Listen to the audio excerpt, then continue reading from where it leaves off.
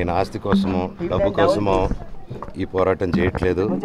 ఎందుకంటే ఇది పోరాటం కూడా కాదు, ఇది ఆత్మగౌరవానికి సంబంధించింది, నా భార్య పిల్లల సేఫ్టీకి సంబంధించింది. ఇది నాతో ఒక మగాడిగా నాతో డైరెక్ట్గా వచ్చి నాతో ఏం చేసినా పర్వాలేదు. నా భార్య పేరు ఇంక్లూడ్ చేయడం, నన్ను తొక్కేదానికి, నా 7 నెలల పాపని ఇంక్లూడ్ చేయడం, నా బిడ్డల ఇంట్లో ఉండగానే అలా బిహేవ్ చేయడం కరెక్ట్ కాదు. ఈరోజు పోలీస్ దగ్గరికి నేను వెళ్ళి ప్రొటెక్షన్ అడిగాను.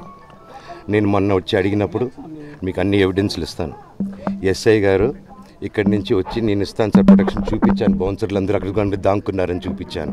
అది కొంచెం చూసి ఓకే సార్ మీరు ధైర్యంగా ఉండండి, మేము ఎక్కడికి వెళ్ళట్లేదని చెప్పి మాట్లాడి పారిపోయారు. ఇప్పుడు కానిస్టేబుల్స్ వచ్చి అందరూ నా మనుషులందరినీ భయపించి ఇప్పుడు వాళ్ళ పేర్లు తీసుకొని బెదరగొట్టి మా మనుషులు పంపించేసి వేరే బాడీ గార్డ్ లోపల పంపించున్నారు సార్. జరగదు కాదు సార్, ఫస్ట్ డిపార్ట్మెంట్ సైట్ తీసుకుంటున్నారు. కంప్లైంట్ తీసుకున్న తర్వాత వాళ్ళకి ఏ అధికారం ఉంది? నా ప్రొటెక్ట్ చేసే మనుషులు పంపించేదానికి అధికారం ఏముంది? ప్రపంచంలో నా అందరినీ కలుస్తాను సార్, బయలుదేరుతాను. నేను ఆస్తి కోసమో డబ్బు కోసమో ఈ పోరాటం చేయట్లేదు.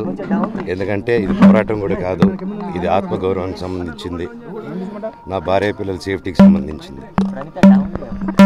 ఇది నాతో ఒక మగాడిగా నాతో డైరెక్ట్గా వచ్చి నాతో ఏం చేసినా పర్వాలేదు.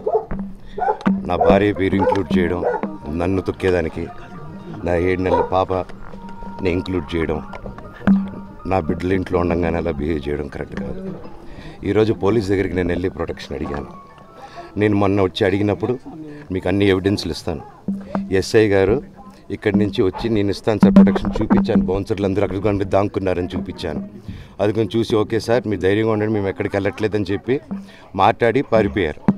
ఇప్పుడు కానిస్టేబుల్స్ వచ్చి అందరూ నా మనుషులందరినీ భయపించి ఇప్పుడు వాళ్ళ పేర్లు తీసుకొని బెదరగొట్టి మా మనుషులు పంపించేసి వేరే బాడీ గార్డ్ లోపల పంపించున్నారు సార్.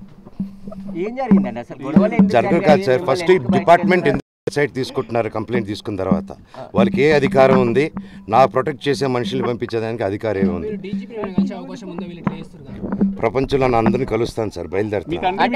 నేను ఆస్తి కోసమో డబ్బు కోసమో ఈ పోరాటం చేయట్లేదు. ఎందుకంటే ఇది పోరాటం కూడా కాదు, ఇది ఆత్మగౌరవానికి సంబంధించింది, నా భార్య పిల్లల సేఫ్టీకి సంబంధించింది. ఇది నాతో ఒక మగాడిగా నాతో డైరెక్ట్గా వచ్చి నాతో ఏం చేసినా పర్వాలేదు. నా భార్య పేరు ఇంక్లూడ్ చేయడం, నన్ను తొక్కేదానికి, నా 7 నెలల పాపని ఇంక్లూడ్ చేయడం, నా బిడ్డల ఇంట్లో ఉండగానే అలా బిహేవ్ చేయడం కరెక్ట్ కాదు. ఈరోజు పోలీస్ దగ్గరికి నేను వెళ్ళి ప్రొటెక్షన్ అడిగాను. నేను మొన్న వచ్చి అడిగినప్పుడు మీకు అన్ని ఎవిడెన్స్లు ఇస్తాను, ఎస్ఐ గారు ఇక్కడి నుంచి వచ్చి నేను ఇస్తాను సార్ ప్రొటెక్షన్ చూపించాను, బౌన్సర్లు అందరూ అక్కడికి కొండ దాక్కున్నారని చూపించాను.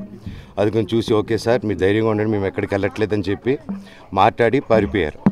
ఇప్పుడు కానిస్టేబుల్స్ వచ్చి అందరూ నా మనుషులందరినీ భయపించి ఇప్పుడు వాళ్ళ పేర్లు తీసుకొని బెదరగొట్టి మా మనుషులు పంపించేసి వేరే బాడీ గార్డ్ లోపల పంపించున్నారు సార్. జరగదు కాదు సార్, ఫస్ట్ డిపార్ట్మెంట్ సైట్ తీసుకుంటున్నారు. కంప్లైంట్ తీసుకున్న తర్వాత వాళ్ళకి ఏ అధికారం ఉంది?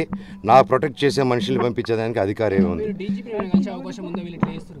ప్రపంచంలో నా అందరినీ కలుస్తాను సార్, బయలుదేరుతాను.